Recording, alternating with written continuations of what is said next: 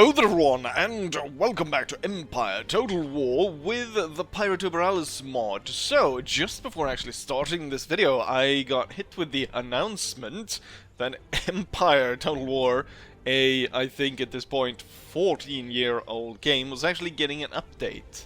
And I was like, excuse me? What's going on? But what it turns out to be is the very elusive, I actually already had this because I managed to get a key for it, but the ability to play multiplayer campaign against friends was now released to everyone. Previously, it's sort of been these shrouded in mystery, secret Steam keys that a few people got a hold of that allowed you to be able to test that out. But now it's supposed to be available for everyone. The problem with the multiplayer campaign, though, is I'm pretty sure the campaign works only without results. But I think it could probably be interesting in one way or another. Anyways, last time around we managed to take the Karelian region from the Russians, just to secure the back as we were going against Moscow. I was going to turn Charles's army towards Boris Ivanovich, which has situated himself here in the middle of nowhere in Finland. It is affecting the population though, because even though apparently someone lives here, because we are dying, devastation by army is 1.5%, and we're losing people here, which is not great. So that army should be moved away. However, there's a new army under Valentin Semotov, which is coming up from Moscow. It's a smaller army than Charles's army, and I think it's a bigger price to protect St. Petersburg than to go after this army right now. So that is what we're going to do. Now, I'm not planning of actually attacking. I don't think I'll reach. Or you know what? I do probably reach, or it would lead to a battle. But I don't want to start it off just yet because we have some other moves to be made. The priest has finally got here. However, the religious unrest here is only +2. Compared to here where it's +7, so I've decided to move him over here. Also, I think it's gonna have a bigger impact here because there's not a lot of people there. 58,000 people live out here in the woods. Actually, there doesn't live that many more. There live 97,000 in the Ingria region. So, but I don't have a church school here, so you can see Protestantism will increase by 5.5%. So it'll increase really quickly. I do have a building slot here, but rather go for its. I can't even build a church here, so that's pointless. I'll just build a crafts workshop. There are a lot of smaller Russian units everywhere, which is probably gonna start raiding me like crazy. They've got some here as well, so it could be that the Russians are trying to spread me thin while they regroup, so they want me to go chasing after all these smaller forces rather than going after their centers of recruitment. The next step though is to, or at least for Charles's army, would be to march on Moscow and take that. However, the offensive move against the recruitment center is to get the breadbasket of Europe. We're gonna go for Kiev and take control of that. We can see there's a farmland out here. There's another one here. Oh, there's a third one here. It really is. No, this one's the other down here. But it's all sort of in the Ukrainian breadbasket area. Loads of farms surrounding Kiev, so that's where we're going. And historically, the reason why we're going there, you don't really see these kinds of things implemented in the game, but the reason why the Swedish army went this way was because, of course, the Russians were, as they do, burn everything on the way to Moscow, so there's no food, and supply lines at the time and sort of support from home and depots wasn't really that well thought out and built up as it will become in later years in war. So they very much had to live off the land.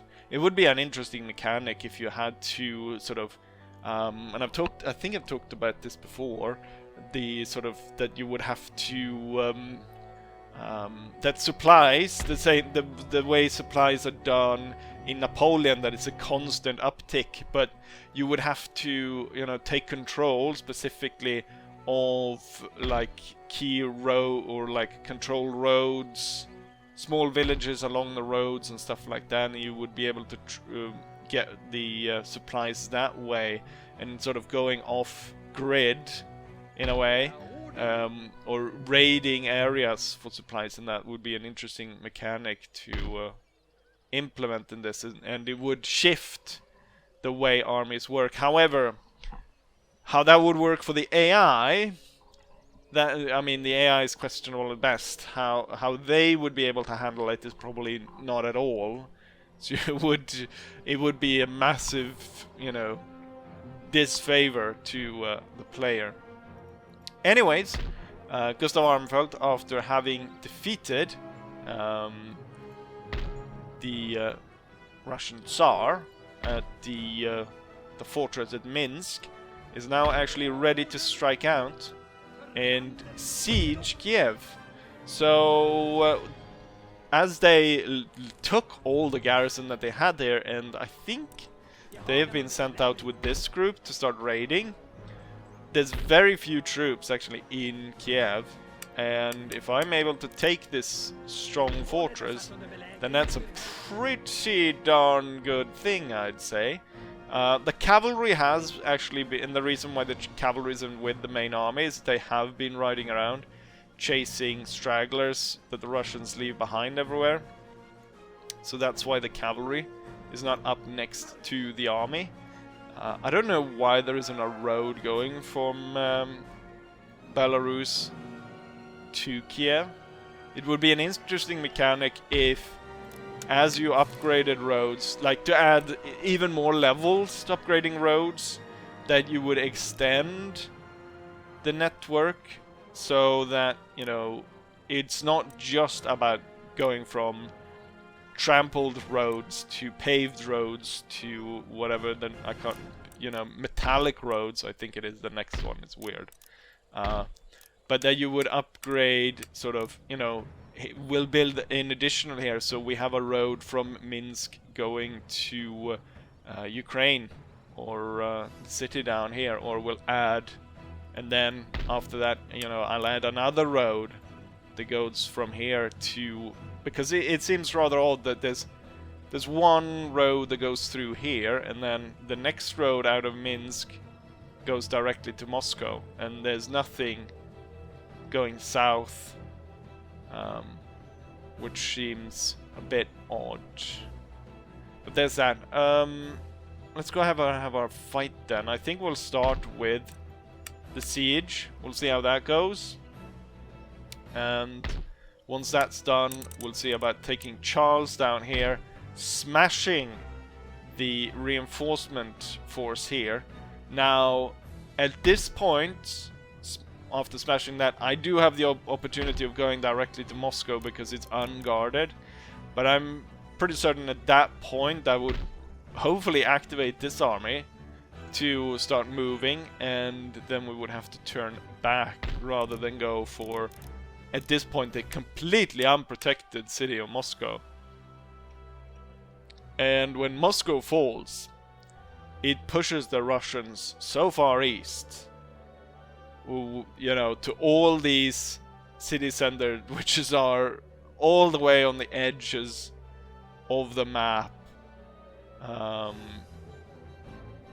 Am I at war with these? At war, it says. I didn't even know I was at war with these people.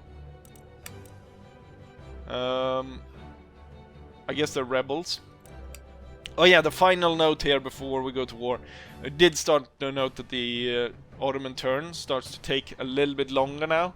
And so I managed to get one trade fleet there, which I just did a speed run to get there.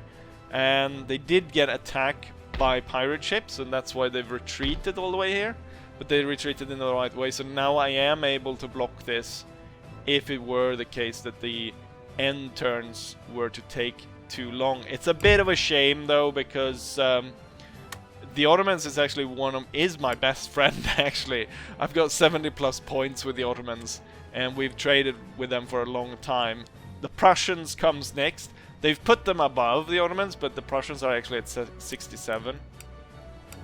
How much money do I make from my Ottoman trade? I make almost 3,000 from the trade with the Ottoman, which is more than anyone else. The runner-up is Great Britain, and they are about a half of what the Ottomans can bring.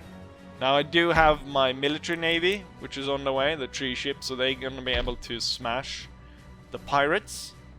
And then I'll be able to set them there, and hopefully they'll keep the Ottomans out. Although I do note that the reason I will be able to do any of this is because the Ottoman navy is all up here in Venice, and it's a rather large navy, I realize here. Jesus Christ, this admiral has got a lot of stars compared to their Sultan, which has 2. He's interested in foreigners, and that's about it. Right, with that, I think we'll go ahead and start with the siege of Kiev. And I will be able to bring in the cavalry, but who needs cavalry in a siege? It's actually very high in my favor.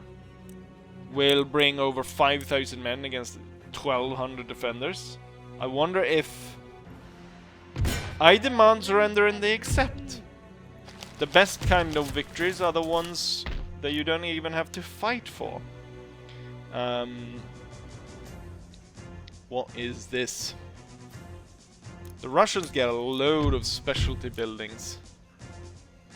We're gonna go ahead and repair all of this, which is gonna cost me a pretty penny. But I think in the long run it's gonna be worth it, because it's a very good province to hold. And with this, it's put an immense amount of pressure on the Russians here. And I mean, we've got the iron mines of Belgrade, and the smithies, and Poltava. I'll just we're not gonna look at that for too long. Right, they just surrender that. Wonderful. I just took a city without nothing. That saves a lot of time. Maybe I should do the pirate battle then. See if the pirates want to fight. And sink some pirates. Go ahead and thrash those guys. Oh, they actually do stand to fight, even though the power balance is heavily in my favor. Let's see if I can capture these and put them to trade, or put them to use in my trade network. Wonderful.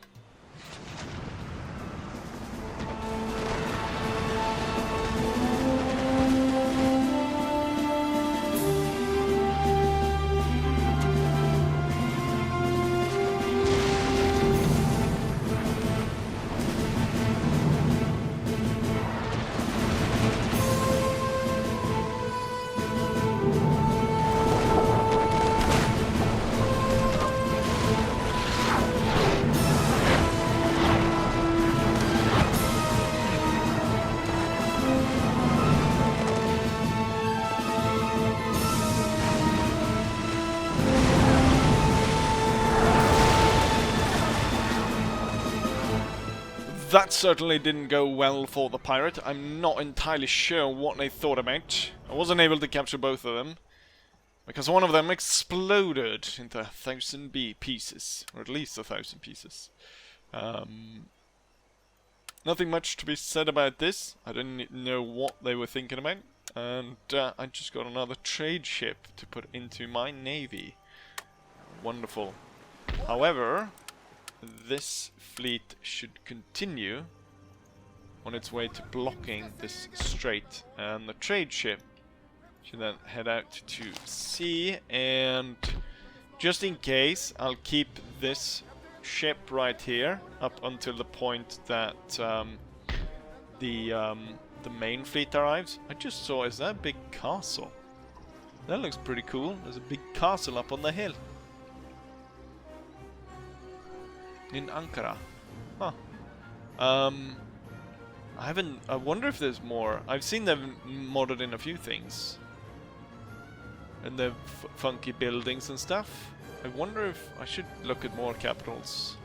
If there's more interesting, that must be Versailles. Although,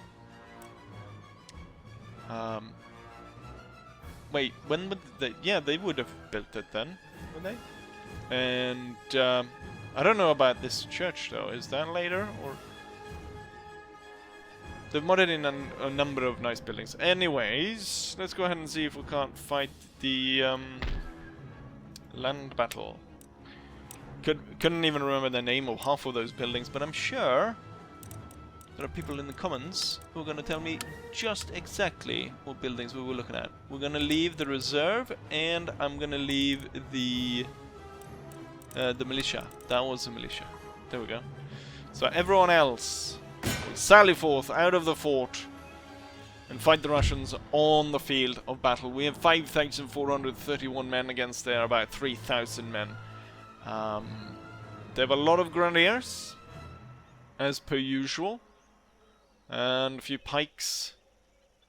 They actually lack a lot of reason why I outnumber them so much is because I actually bring infantry units to battle. Bigger infantry units, while they bring mostly grenadiers and stuff. And they do have a lot of cannons, but they have horse-drawn guns, 3-pounders. Not very useful unless you bring them up close. So I think we have it in the bag. And with that, let's march on to victory. We're looking at a very foggy day indeed. The enemy, we spawn so, it's so crazy close to each other compared to, I've said it before, but naval battles you unnecessarily start so far away from each other. It takes 5 minutes just to get to each other. Here you start right next to each other. I've done as I usually do, so we've got the elites in the center, 3 units, backed up by pikes. And on the left we have, most notably, nothing. But, you know, same formation there. And then we've got the Swedish Pride, backed up by pikes in this one. Dragoons, Finnish Cavalry, the King.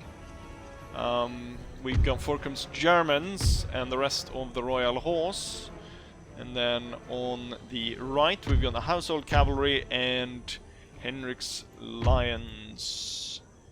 And yeah, with that let's go ahead and start. Okay, so the enemy does spawn at the very end of their spawning zone. They start by marching around a bit and fire the guns. Our guns return fire. The Russians got a pretty good setup for their guns.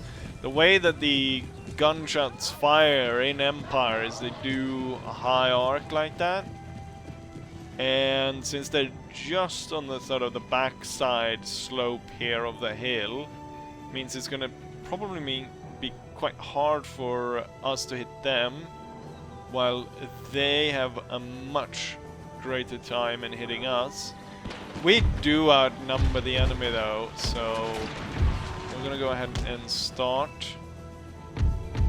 advancing here on the enemy with our troops going on the attack. The bad thing for them about placing it like that is, of course, that canister is not going to be very useful, or it wouldn't be, but I'm sure they figured out some way to do it get it to work anyways. Right, so we're losing Finnish cavalry. Are they aiming for the Finnish cavalry specifically, or are they aiming for the guns here? And the Finnish cavalry just happens to be stationed right behind. We have hit one guy out of this. I think it's better to have our artillery fire at the enemy horse in stack. The Cossacks out here, or I think they have, here's another one, the Bombardiers actually. And here we got another one, Dragoons.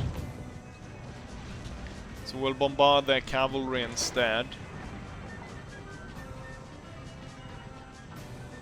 Russian formation is a little bit all over the place, but I do note that they've mostly moved towards the hill here around the cannons. Let's not advance too far. Let's have the cavalry set up there. And then we'll reorganize before the attack here, so that we can get all 3 brigades set to attack the hill where the enemy is hiding. Because right now this 3rd brigade is marching against nothing. It's a hill here, so it's going to break up the formation, so it's going to be important to keep an eye on the enemy cavalry as they move forward here. So I'm going to charge forth the Dragoons. Yeah, they are seemingly firing for the Finnish cavalry. As I move them, the shots seem to have moved with them, or if they're just firing on the closest unit, which is part of the elite guard. We haven't killed that many of the bombardiers, only about 12 at this point.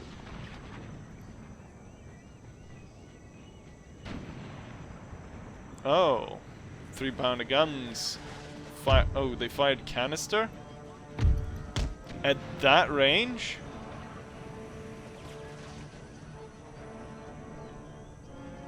Does canister really fire that far? And, you know what? I take back what I said about the 3-pounder guns. If they can do this amount of damage, and you can easily quickly move them forward with your units, then they could prove quite useful. Also, I did note all four guns were manned. Oh, the Dragoons are dismounted. Ha! Completely overrun those bastards. Right, then my Dragoons can take this high hill and stop enemies from getting at that. Oh, we've got enemy moving on the attack. We've got the Makarobs stopping to fire, and then I'm gonna hold Västgötadal because they are gonna be the ones, god damn it, to receive this fire by, it's the bombardiers. Right, my cannons should then no longer be firing at that, and instead fire on the enemy over here. Oh, they're shooting at my cavalry. So much is going on all over the battlefield. Right, our cavalry made short work of that. The Dragoons are going to come under fire by the elected soldiers there, which is not great. Form all the cavalry up here. Let's see. Ace. Yeah, the pikes came up right behind, and those bombardiers didn't do too well. Right, let's get the... Oh, there's impossible terrain there. I couldn't see because of the bloody fog. Let's see if we can't get our formations back in order. Oh yeah, because of the impossible terrain. Should move more towards this side. Finnish pikes in the behind there. Only 5 bombardiers made it out of that alive. Okay, attack the bloody... Oh! I should have paid attention here. Henrik's Lions has lost tons of men. Should have ordered them into an attack against the Cossacks a long time ago. Would have saved a lot of manpower. And given the replenish costs, it is quite expensive to replenish these. Did they move the artillery that was out here? I thought they had horse-drawn artillery. Oh shit, my outguns are firing at this as well. Luckily, they're not good aims and they missed most of their shots. Right, fire for the guns and then let the bullets spray among all of this. Right, here's the gun. There's the gun. Let's go ahead and take care of that then.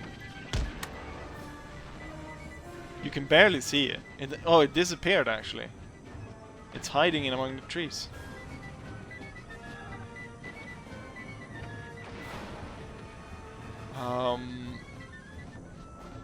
There it is again. And they have not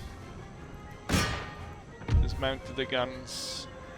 Let's see if we can fire at the foot guards before retreating cavalry back.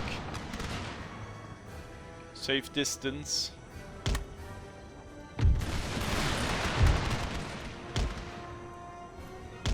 And then I think, right, the Cossacks are done for.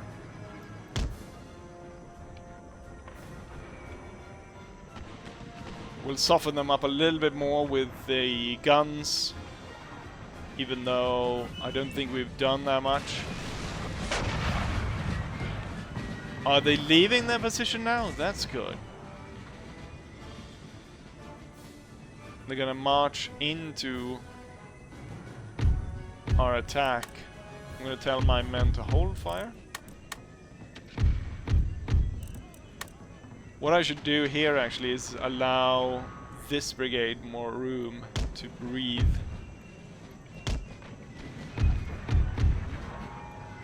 It's gonna be a difficult attack though, because we're gonna attack uphill. But I've got a lot of cavalry that can come in and envelop the enemy force here.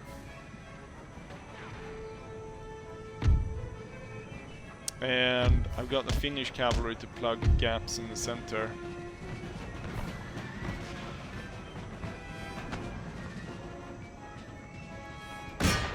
It's a lot of guards, I do note, among the Russian units.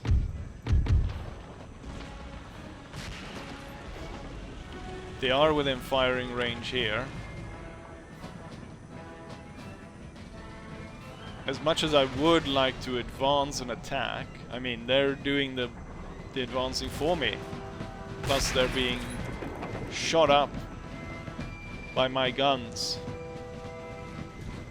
Alright. They're close enough.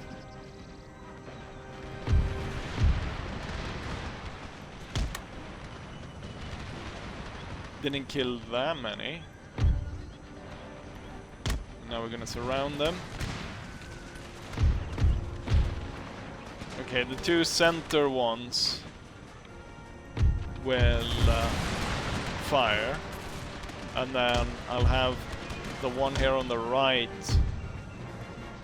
will move into strike.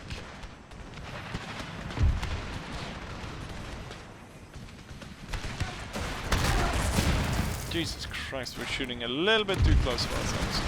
Fire further back. The Russians are just walking straight into us. Right, before they pile on too much on my front line, I will order the dragoons to strike and all the cavalry to sweep in the back here. I'll order the pikes in because now they're focusing heavily on a frontal attack on us.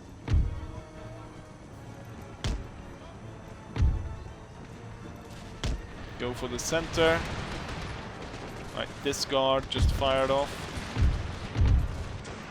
All these 3 units up front and fire. And then the pikes. Henrik's lines going after the cannons. And now my horse going in. The artillery will hold fire. The enemy general got taken out. And now we've got a massive melee attack going on all along the line.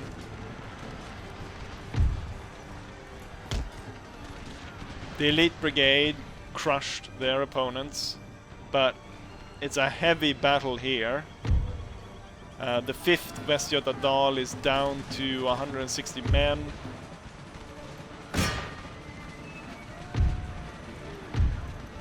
And a lot of these units need support of the cavalry, which is now coming in. I'm also sending up Finnish cavalry to finish them off. Here goes the cavalry.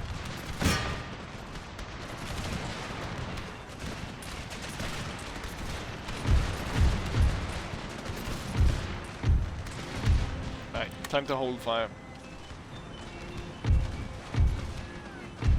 There's too many friendlies in the way, so everyone will hold. And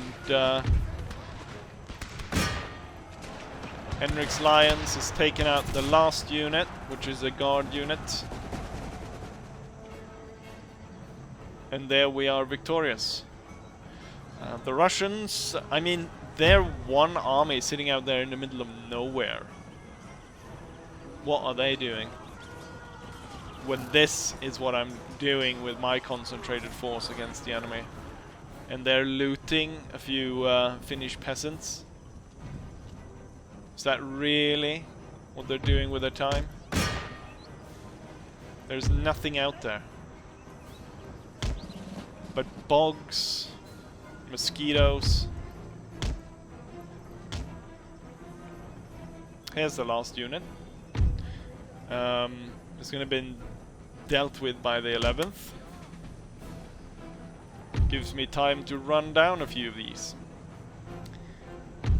One thing that I've been thinking about though was someone commented that Ivory is basically the family-friendly version of what really is slavery, what we're doing in the Ivory Coast. Oh, they're coming charging down on us. And I'm basically doing the reason that I'm able to have the money to pay off all of these armies and do all of these wars is because of the fact that I'm basically doing the triangle trade. We're getting slaves from Africa and then putting them to work in the sugar plantations in South America. So we're doing horrendous things to do horrendous things on the battlefield. It's bad all around, but that's the way we like it, because at least they're dressed in nice uniforms and they play a little drums while they do it. Let's go ahead and end the battle and prepare for what comes next.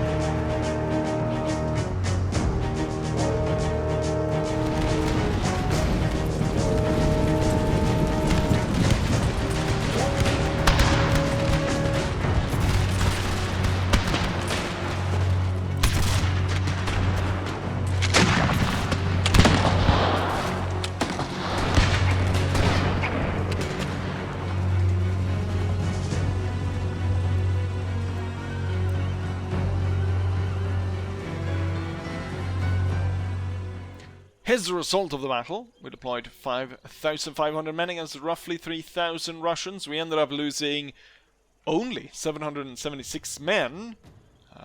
Put a 1 before that, and I just scored it with the American viewers. Right. And the Russian force was utterly destroyed in the process. Meanwhile, this guy is stealing Finnish furs to feed his whatever. Highest kills goes to the Life Dragoon Regiment, followed by Royal Regiment of Horse, followed by Nerke Värmland, and so as we go down through the lists. I just destroyed that Russian force. It's only going to cost me about 2,700, 600 to replenish. And next turn, how far can I actually go? I am 2 turns from striking an undefended Moscow. That's not correct. There's a demi-cannon outside. I wish I had demi-cannons.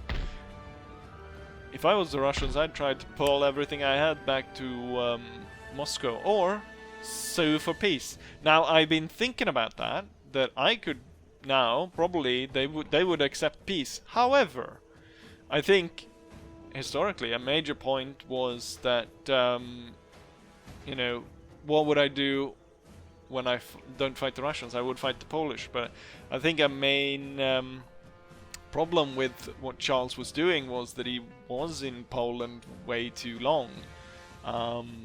He should have gone out. The Russians were really the main villain, if you will, from a Swedish perspective. So going after them and making sure that they're not coming back is probably key priority rather than Poland.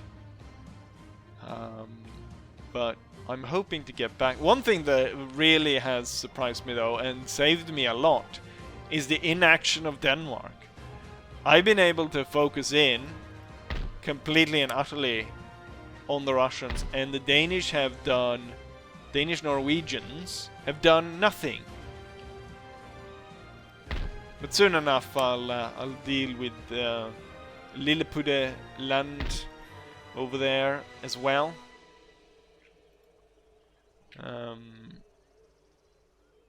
Right. Well, I could end it here, but if you keep the camera rolling, I'd do another turn, and we'll see what the enemy comes up with in response to all of this. And perhaps some of my trade navies might arrive in the East Indies, and we get spice. Successful operations by my spies. Road blocked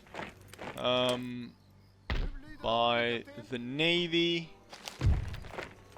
Road blocked though. Fleet arrived. Where? My trade fleets have arrived in the East Indies. And recruitment of a ton more. My empire will be built on slavery. Okay, maybe not that. Let's not be that elated. We're spices. That can't be that bad. I'm sure the Dutch did horrible things here as well, or the Portuguese and the Spanish. Let's go ahead and see. Ooh, 680 spice. Wonderful spice. Is that where the Portuguese are? 0? Their home navy is blocked. Or home port. We're making barrels of gold from all this trade. There's one more trade slot that I can get. And I will fill it with all the trade navies I've built now. So we've got 2... Let's see. We've got 2 ships here. We got an additional 2 ships there, and then an additional 2 ships here, and then an additional 2 ships here, and then That was about it, I think. So 1, 2, 3, 4, 5, 6, 7, 8. Should be right? Or am I forgetting something? Did I build in another port, which I forgot about? I don't have any more ports. Right, we're gonna go ahead and trade our lives away. And this trade ship should head out to trade as well. I'm surprised no other nation has moved to secure trade. Seemingly just me. And the Ottoman turn this last time around actually went pretty fast, so fingers crossed I don't have to declare war on them. Also, with the money I'm making now, I could probably increase my fleet, so we have some ships stationed here and some going to chase after pirates. Inevitably, I feel like my trade route is gonna start to be attacked. The thing is though, these ships are very expensive in upkeep. Cost about 800 or so. Where is my main port? It's on Gotland, which doesn't really make sense because we're gonna have to ship a lot of wood out there. They should make here, Karlskrona, or somewhere around Stockholm. Should be the main one. 4th rate ship of the line. I should build this out so I can build like really big ships, fire ships. I wonder if they work like last time I used fire ships in Empire, because they were OP, super cheap and super OP.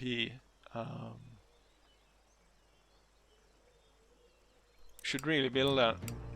I was thinking I should do some more shenanigans of purchasing or trading technologies with other nations. We are 2 away from bayonets.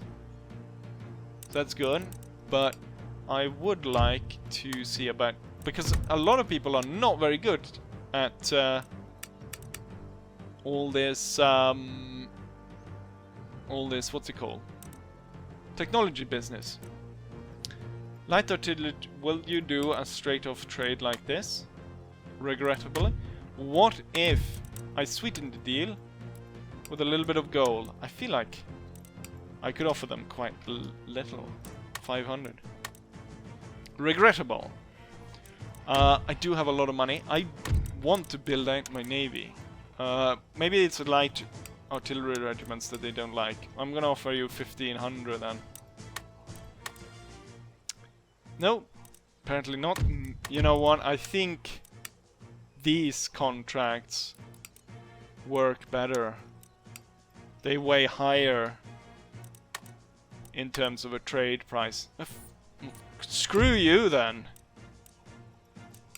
Screw you, England. England isn't that much of a friend of mine.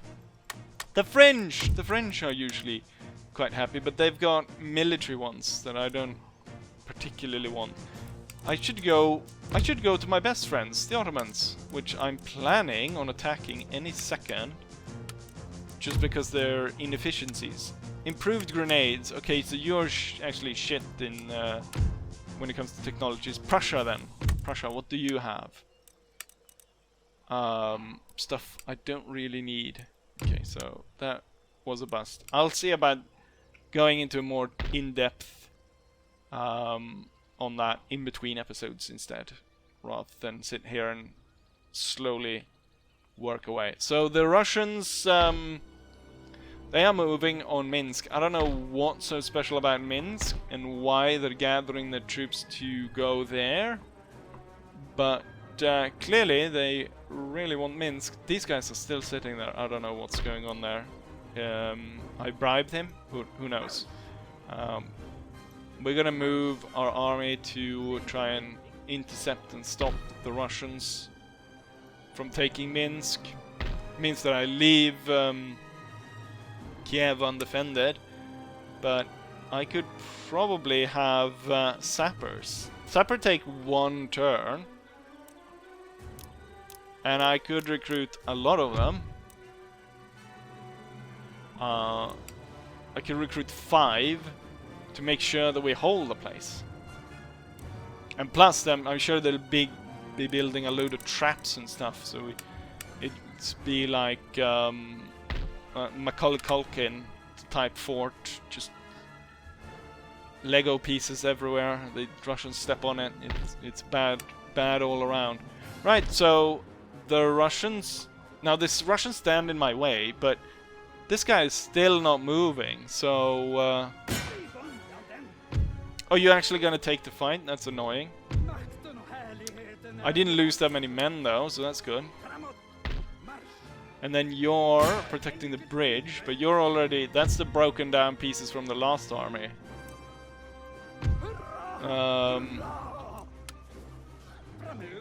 Right, now I'm just one turn away from attacking Moscow and taking that, and they have nothing to defend it. What is this guy doing? Clearly insane or something, or he lost himself in the Finnish woods. I didn't... Oh yeah. Oh yes.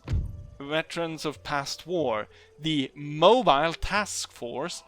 MTF Alpha 1 RRH. And I couldn't fit the rest of it. I was surprised I could fit that much. They'll have to sit here just in case this army starts to move. Right, what else is there? There is nothing. I've got 9,000. I'll see about spending that on something. One thing that's going to be important is the trade is not going to last forever. So it's important to make sure that we invest in our own tax income. So if I lose the trade, which is now more than half of my income is trade, and trade could easily be stopped or blocked in a lot of ways. So it's going to be important to start to invest a lot of this excess money into my provinces. Bloody France. Oh, now the Russian or the Ottoman trade is up to 3,000. Need to open up the trade with the French somehow. Who is blocking it? It's the British, of course. I should... You know what I should do? I should get shore facilities of the British. And then I should hand it over to the French, which seemingly already have it. So they can build out their fleet and... actually open up trade. Which, or maybe what I could do is could you perhaps end trade with France and then open it up again and hope that it opens up in another port, so I get to Marseille, which isn't blocked, and we can actually get some money out of this, because every other trade is going through except Venice. But Venice I can kind of understand. They have every single Ottoman ship there. Oh, they even have an army? The Ottomans even sent an army this through... Wait, how did they get through the... Did the Austrians let the Ottomans pass? Or are the Ottomans at war with them? Or how did they get through? They're not allies with them, are they? No. They're... I guess they allowed... them to pass through, or I guess actually the Navy left them there, but huh.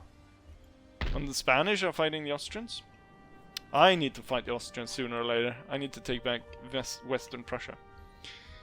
Right, enough of this though. This will be it for this episode. Next time around, I think we might be losing Minsk, where we might be gaining Moscow. Once I take Moscow, I think it's time to sign a peace deal with the Russians, because then they'll be forced out so far into nothingness that they might as well stop existing. And then we'll turn our attention on the Polish. With that said, I will be saying like I always say, hopefully you guys enjoy this, and hopefully I'll see you guys for the next one. Bye.